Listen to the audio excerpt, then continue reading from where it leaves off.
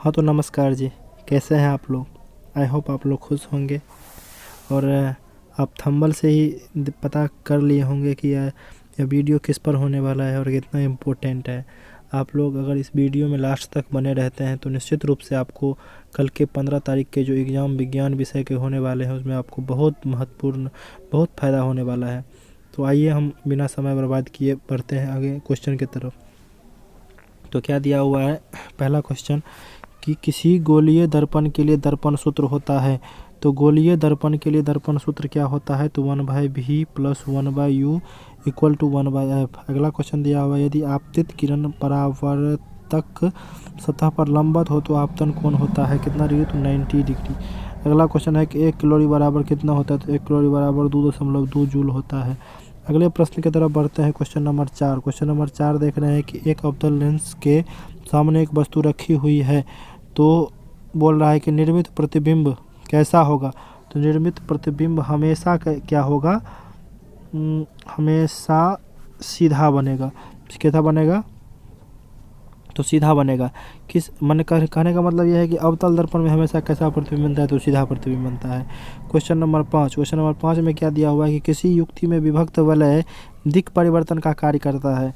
तो कौन सा युक्ति है, तो क्वेश्चन नंबर 5 का सही आंसर हो जाएगा ए, विद्युत जनित्र है।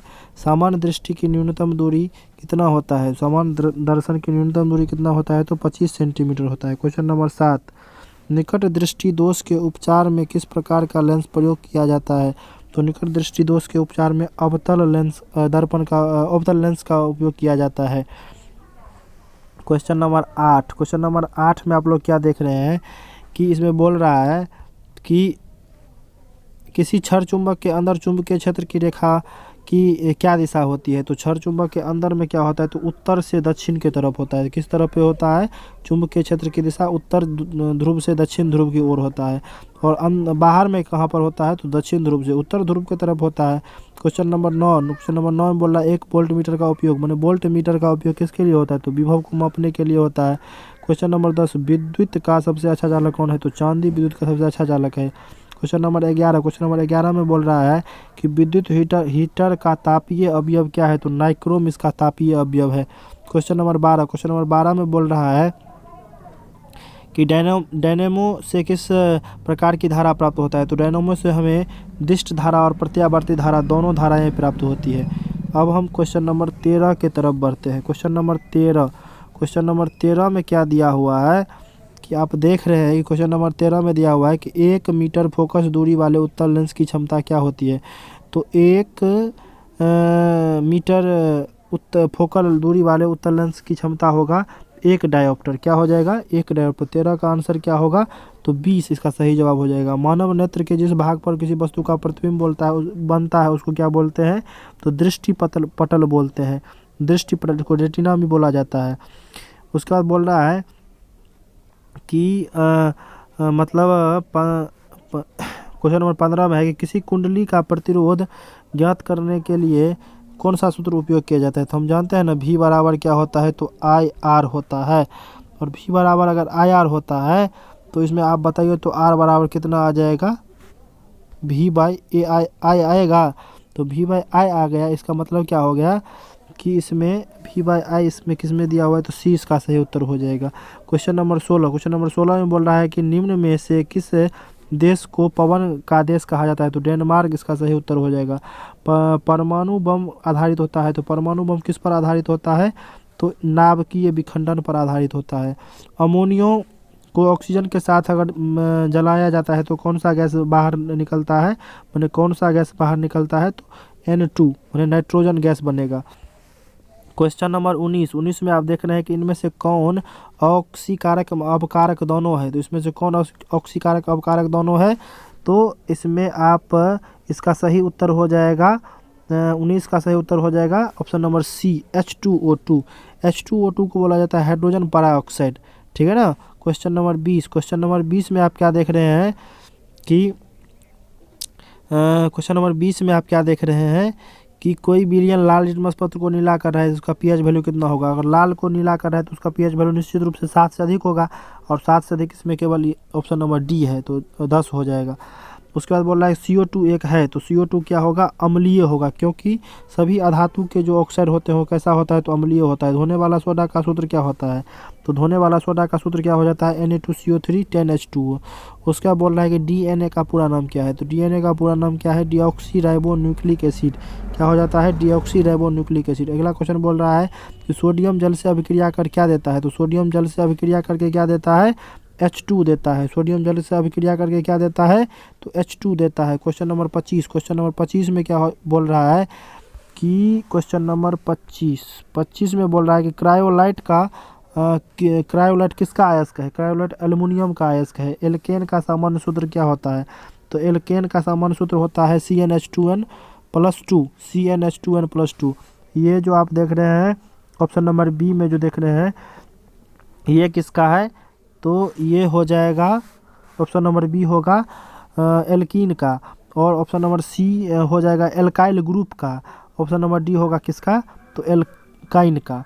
तो लेकिन 26 का सही उत्तर क्या होगा, तो एल्केन का सामान्य सूत्र क्या होता है, CnH2n+2 होता है। उसके बाद बोल रहा है कि मीथेन के दहन से क्या प्राप्त होता है, तो मीथेन के दहन से निश्चित रूप से आपको पता होगा कि 27 का आंसर हो जाएगा बी, CO2 गैस प्राप्त होता है। उसके बाद बोल रहा है कि मेंडलीफ के अनुसार तत्वों के गुण आवर्त फलन किसके फलन होते हैं, मैंने मेंडलीफ के अनुसार तत्वों के गुण आवर्त फलन होते हैं, तो किसके आवर्त फलन होते हैं, मेंडलीफ के हिसाब से, तो मेंडलीफ के हिसाब से परमाणु भार के आवर्त फलन होते हैं। उसका बाद बोल रहा है कि निम्नलिखित में किसकी परमाणु त्रिज्या सर्वाधिक होती है, तो इसमें RB जो देख रहे हैं, रुबिडियम जो देख रहे हैं, इसमें इसका परमाणु त्रिज्या क्या होता है, तो सर्वाधिक होता है। उसके बाद बोल रहा है, उसके बाद क्वेश्चन नंबर 30 में आप क्या देख रहे हैं कि सिल्वर क्लोराइड AgCl का रंग कैसा होता है, तो AgCl का रंग कैसा होता है बाबू बताइए, तो श्वेत होता है, व्हाइट रंग का होता है। उसके बाद बोल रहा है 31 में बोल रहा है कि उदासीन जल का pH वैल्यू कितना होता है, तो उदासीन कोई भी चीज़ हो उसका pH वैल्यू कितना होता है, बताइए कितना होता है,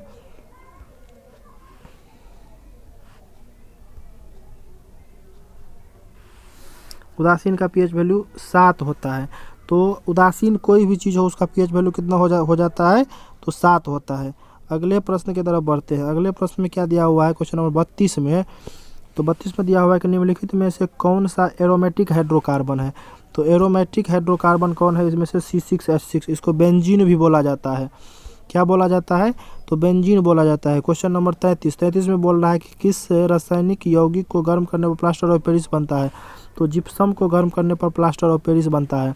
उसके बाद बोल रहा है कि कवक में, क्वेश्चन नंबर 34 में, कवक में पोषण की कौन सी विधि होती है, तो कवक में पोषण की कौन सी विधि होती है, आपको पता होगा कि मृतजीवी पोषण होता है। इसमें किस तरह का पोषण होता है, क्वेश्चन नंबर 34 का सही जवाब हो जाएगा बी, मृतजीवी पोषण होता है। किसमें मृतजीवी पोषण होता है, तो कवक में किस तरह का पोषण होता है, तो मृतजीवी पोषण होता है। क्वेश्चन नंबर 35 में बोल रहा है कि लार ग्रंथि से स्रावित होने वाले एंजाइम है, तो लार ग्रंथि से कौन सा एंजाइम स्रावित होता है, बताइए इसका सही उत्तर क्या होगा, तो इसका सही उत्तर हो जाएगा क्वेश्चन नंबर 35 का सी, टाइलिन। और इसी टाइलिन जो हमारे मुंह से निकलता है, तो रोटी जब हम खाते हैं तो उसको चबाते चबाते हमको मीठा लगने लगता है। उसके बाद बोल रहा है कि मैग्नीशियम पाया जाता है, मैग्नीशियम किस में पाया जाता है, तो क्लोरोफिल में पाया जाता है। उसके बाद बोल रहा है कि ATP का निर्माण कहाँ पर होता है, तो ATP का निर्माण माइटोकॉन्ड्रिया में होता है। और टोटल नंबर ऑफ 38 ATP हमारे माने एक कोशिका में बनता है, जिसमें से 2 बनता है कहाँ पर, तो जीव द्रव्य में, और 36 बनता है कहाँ पर, तो माइटोकॉन्ड्रिया में। कुल मिला के कितना हो गया, 38 हो गया।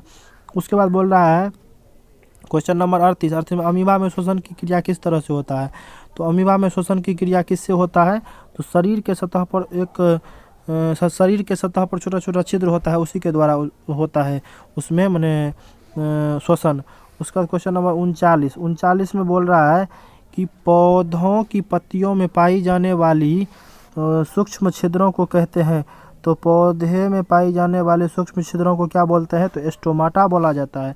लाल रुधिर कणिकाओं का जीवन काल कितना समय का होता है, तो 120 दिनों का होता है। ग्लोमेरुलस का निर्माण कहाँ पर होता है, क्वेश्चन नंबर 41, ग्लोमेरुलस का निर्माण कहाँ पर होता है, तो रुधिर कोशिकाओं के द्वारा होता है। कहाँ पर होता है, 41 का सही उत्तर क्या हो जाएगा, जो रुधिर कोशिकाओं के द्वारा होता है। उसके बाद रक्त दाब मापने वाले यंत्र को क्या बोलते हैं, क्वेश्चन नंबर 42 में है। क्वेश्चन नंबर 42 में दिया हुआ है रक्त दाब मापने वाले यंत्र को क्या बोलते हैं, तो एस्फेगमेनोमीटर।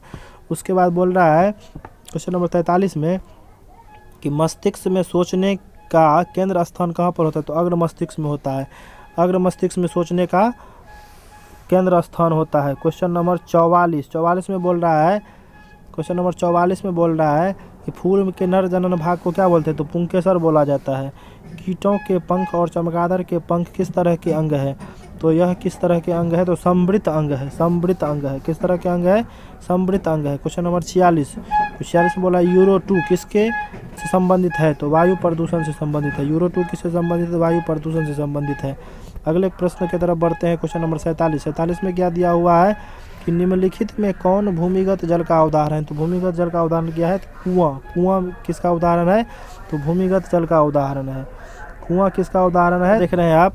उसके बाद देख रहे हैं कि इनमें से कौन फल पकाने में प्रयुक्त होता है, तो फल पकाने में एथीन प्रयुक्त होता है।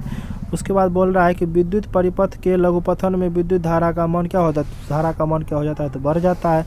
उसके बाद बोला है चुंबकीय क्षेत्र का CGS मात्रक क्या होता है, तो टेस्ला होता है। क्वेश्चन नंबर 50 में बोल रहा है कि चुंबकीय क्षेत्र का CGS मात्रक क्या टेस्ला होता है। क्वेश्चन नंबर 11 बोल रहा है 51 में बोल रहा है कि घरों में प्रत्यावर्ती धारा विद्युत शक्ति की किस विभवांतर पर प्राप्त होता है, 220 वोल्ट पर प्राप्त होता है।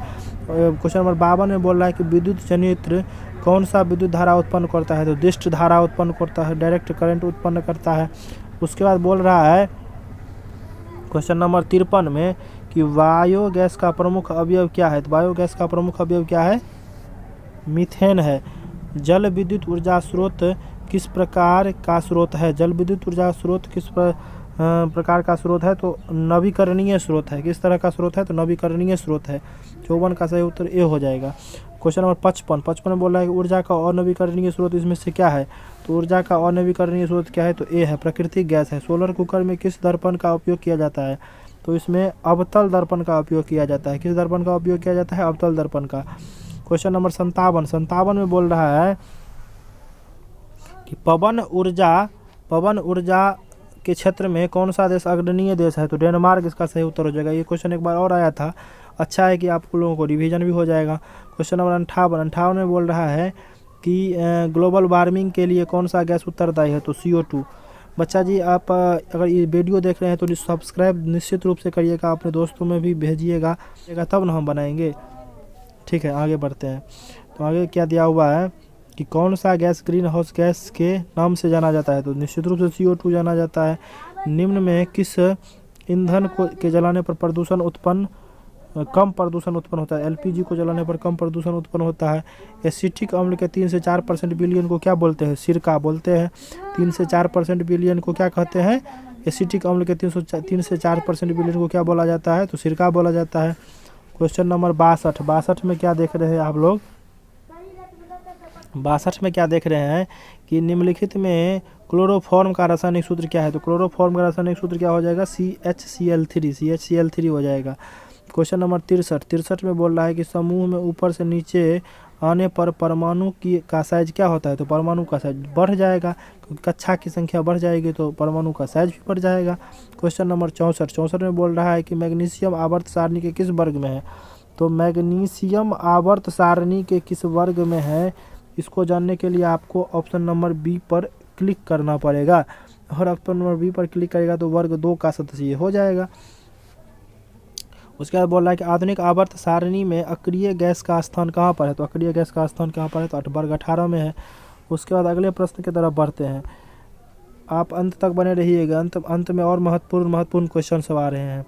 तो अंत में क्या बोल रहा है, क्वेश्चन नंबर 66 में एल्डिहाइड का सामान्य सूत्र क्या होता है, तो एल्डिहाइड का सामान्य सूत्र क्या हो जाएगा, CnH2n + 1 CHO। क्वेश्चन नंबर 67 में बोल रहा है कि कौन सा हाइड्रोकार्बन कमरे के ताप पर ठोस रहता है, तो C20H42 क्या होता है, ठोस अवस्था में रहता है। क्वेश्चन नंबर 68 में बोल रहा है कि निम्नलिखित में कौन उपधातु है, तो इसमें Sb क्या हो जाएगा, उपधातु हो जाएगा। कार्बन की संयोजकता कितना होता है, 69 नंबर क्वेश्चन। 69 नंबर में क्या बोल रहा है कि कार्बन की संयोजकता कितना है, तो कार्बन का संयोजकता कितना हो जाएगा, 4। इसके संयोजी इलेक्ट्रॉन की संख्या भी क्या होती है, 4 होता है। क्वेश्चन नंबर 70 में बोल रहा है कि निम्नलिखित में कौन सा लवण समुद्र जल में पाया जाता है। तो समुद्र में कौन सा लवण पाया जाता है, NaCl पाया जाता है। कौन सा पाया जाता है, तो NaCl पाया जाता है। उसके बाद बोल रहा है 71 में बोल रहा है कि सभी शाकाहारी जीव होते हैं। सभी शाकाहारी जीव क्या होता है, तो प्राथमिक उपभोक्ता होता है। क्वेश्चन नंबर 72 में क्या बोल रहा है कि मानव में कितने लिंग गुणसूत्र पाए जाते हैं, 2 लिंग गुणसूत्र पाए जाते हैं। क्वेश्चन नंबर 73, कोशिका में जीन कहाँ उपस्थित होता है, तो कोशिका में जीन केंद्रक में उपस्थित होता है। अलैंगिक जनन मुकुलन द्वारा होता है। अलैंगिक जनन मुकुलन द्वारा किस में होता है, तो इष्ट में होता है। उसके बाद बोल रहा है कि निम्न में कौन पर परागण में मदद करता है। तो पर परागण में कौन मदद करता है, पर परागण में कौन मदद करता है, तो पवन भी करता है, हवा भी करता है, तितली भी करता है, मधुमक्खी भी करता है। इसमें सही सभी उत्तर, इसमें से सभी हो जाएगा इसका सही उत्तर। तो हवा द्वारा परागण निम्न में किन पौधों में होता है, तो हवा द्वारा परागण किन में, मक्का में भी होता है, धान में भी होता है, गेहूं में भी होता है। इनमें से सभी उसका सही उत्तर हो जाएगा। शुक्राणु बनता है, शुक्राणु कहाँ पर बनता है, तो वृषण में। और अंडाशय में क्या बनता है, तो अंडाशय में बनता है अंडा बोला जाता है उसको, या ओवा बनता है। उसके बाद 78 नंबर क्वेश्चन में क्या है कि शुक्राणु उत्पादन का नियंत्रण कौन सा हार्मोन करता है, टेस्टोस्टेरोन हार्मोन करता है। ओजोन के एक क्वेश्चन 79 में क्या है कि ओजोन एक अणु में ऑक्सीजन के कितने परमाणु हैं, तो ऑक्सीजन कितने परमाणु, 3 परमाणु होते हैं। पर्यावरण दिवस किस तिथि को मनाया जाता है, पर्यावरण दिवस 5 जून को मनाया जाता है। किस जून को मनाया जाता है, 5 जून को मनाया जाता है। ठीक, आई होप ये वीडियो आप लोगों को बहुत अच्छा लगा होगा। आप अगर नए हैं तो इस चैनल को सब्सक्राइब करिए, अपने दोस्तों के साथ शेयर करिए, ताकि हमें और मोटिवेशन मिले और हम और अच्छे वीडियो आप लोगों को अपलोड करेंगे। ठीक है, धन्यवाद। फिर मिलते हैं कल शाम 7 बजे।